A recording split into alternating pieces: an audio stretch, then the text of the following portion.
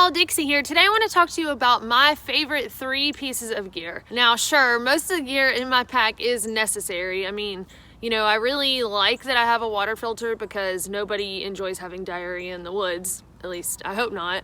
But there are 3 pieces of gear that I guess I would say I actually get excited about using. So I want to go over those today and why I enjoy using them.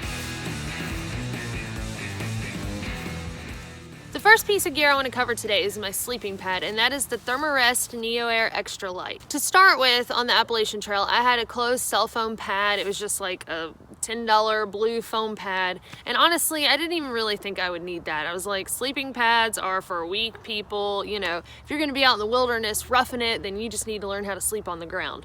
Well, I was really wrong, and I actually appreciated that I had that sleeping pad like the first night. However, I'm a side sleeper and foam pads just do not work for me. I even tried swapping foam pads with some of my fellow hikers for a night just to see if a different foam pad would work for me, you know, even the accordion style Z-lights and, you know, just several different ones, and it just wasn't gonna work. I decided that I would just suck it up and deal with it, you know, until the end of my hike. But by New Jersey and New York, I just could not sleep anymore. My hips were hurting so bad. Even during the day while I was hiking, they were sore, and I just decided that something had to give. I knew that inflatable pads tended to run a little bit heavier than foam pads, but I looked into it, and the Neo-Air Extra Light, the regular length, was about 12 ounces, and that was right around what my foam pad was. And after I got it, I slept so much better at night. It just gave my hips a cushion that they needed, because the pad is 2.5 inches thick, so it just gave me that extra cushion without my hip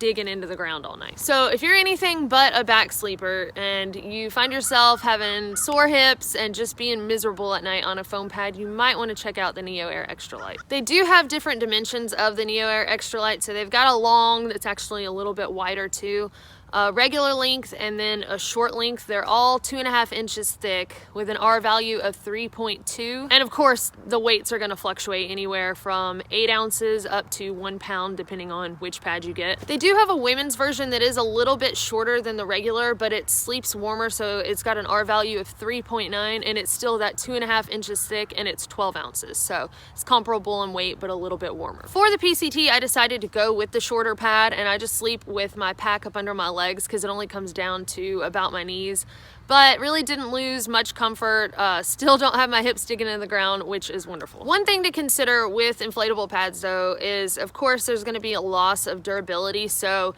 if something pops your sleeping pad, you aren't going to sleep as comfortable at night. But they do make little patch kits, so I actually ended up having to use one right here, and it's not because it just popped randomly. I ended up setting up on a bush at night, and I didn't really pay attention and make sure that everything up under my tent was clear. So I was up on a little bitty shrub that I didn't even notice, and it poked through and poked a hole. After patching it, it was pretty much good as new. I did notice towards the end of my PCT through hike though that it seemed like there was a slow leak. I was never like on the ground in the morning because it had deflated completely, but I just noticed it wasn't quite as full. So I don't know if that's the patch starting to give, or, you know, the lifetime of the pad is just one through hike, but either way, pretty happy with it considering how much better I sleep at night. I just really love sleeping, and when I go to sleep on the trail, I want to make sure I'm sleeping well, because sleep is important to hiking. You know, I mean, you can only have so much energy with so little sleep. In fact, one of my least favorite sounds in the morning is when I have to deflate my sleeping pad. Gear item number 2 is my Zpacks sleeping bag. When I first started the PCT, I had the 20-degree bag. I ended up having to swap to the 10-degree because I found that in the first 100 miles, I was cold at night. Now, I am a very cold sleeper. You know, I'm a little scrawny girl, so I get cold when I sleep at night, but the 10-degree bag was awesome. I noticed that my Zpacks sleeping bag is much more lofty than the sleeping bag that I took on the AT. On the AT, I had a 23 degrees Sierra Designs down bag. Now, I don't know what the fill was on that. This sleeping bag is 900 fill down.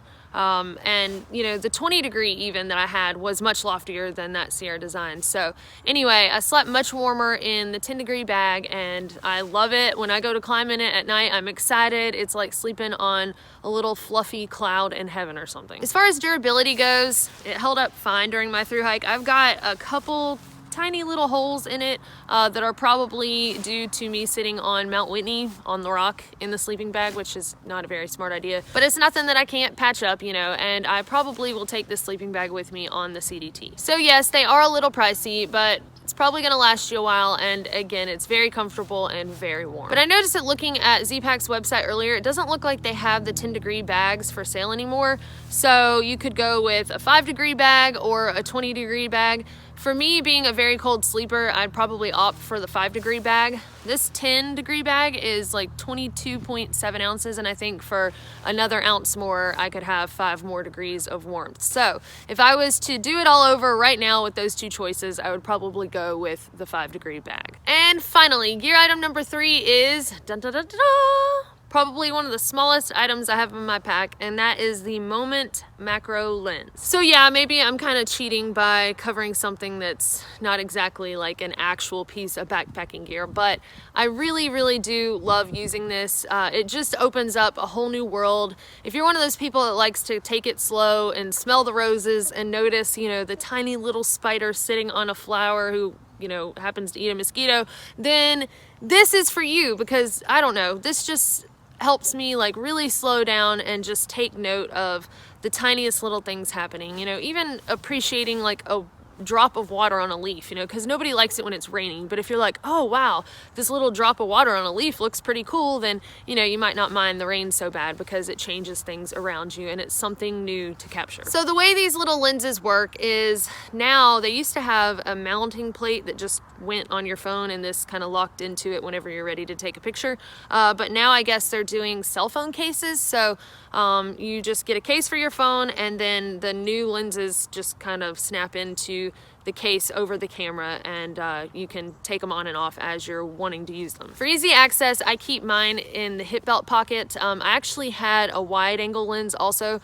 but I just liked the macro lens a whole lot more. All right, so those are my favorite 3 pieces of gear that I have in my pack. Either they bring me the most comfort or just something that I really enjoy, like that lens. If y'all have any questions on these 3 items that I covered today, specifically about my experience with them, I'd be happy to answer those questions. Just leave those in the comments below. And also, I'd love to hear, what are y'all's favorite pieces of backpacking gear that you carry with you? I mean, whether they be luxury items or, you know, actually essential items, just leave that below, and you know, it might even introduce somebody to a new piece of gear they've never even heard of. And with that, thank y'all so much. If you enjoy this channel and you'd like to support it at no additional cost to you, whenever you do your online shopping at Amazon, just go to dixieaz.com and it'll redirect you through there and help support the work I do here. Thank you so much for watching, and we will see y'all next time.